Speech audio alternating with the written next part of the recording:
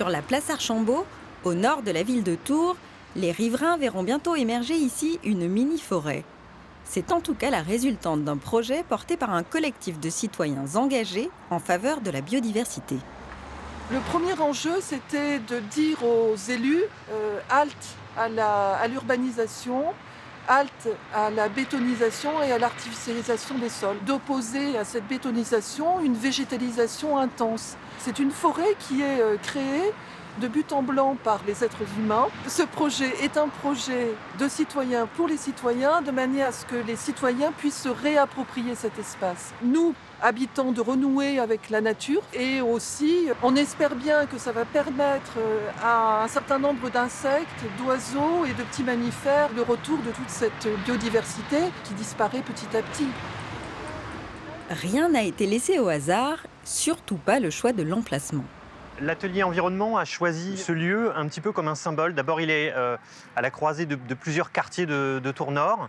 Donc on ramène de la verdure, de la biodiversité au sein même d'un quartier qui est en plein développement urbain, parce qu'il y a énormément de construction. C'est quelque part peut-être la nature qui marque un point d'arrêt à une urbanisation galopante.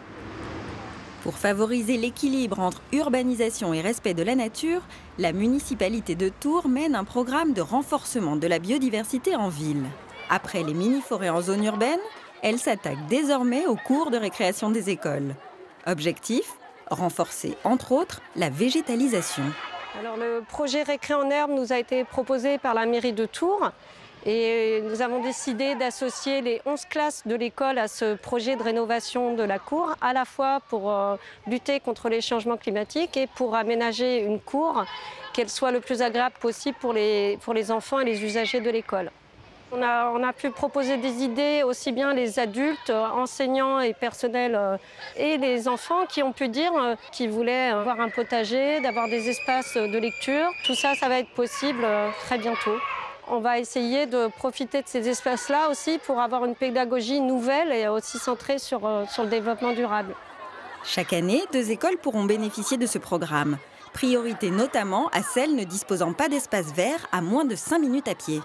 Alors ici, on est dans une des cours pilotes du projet Récré en herbe. C'est une occasion unique de créer des îlots de fraîcheur qui sont indispensables dans la ville avec les températures vers lesquelles on va.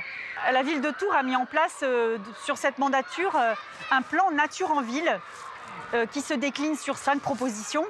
Récré en herbe fait partie de ces axes de travail pour végétaliser les cours d'école qui sont des cours refuges, des oasis, mais qui font aussi des liens entre les jardins, les cheminements piétons pour créer des corridors de biodiversité pour les êtres vivants non humains qui ont aussi toute leur place dans la ville. Alors on aura des arbres à grand développement qui vont donner une canopée.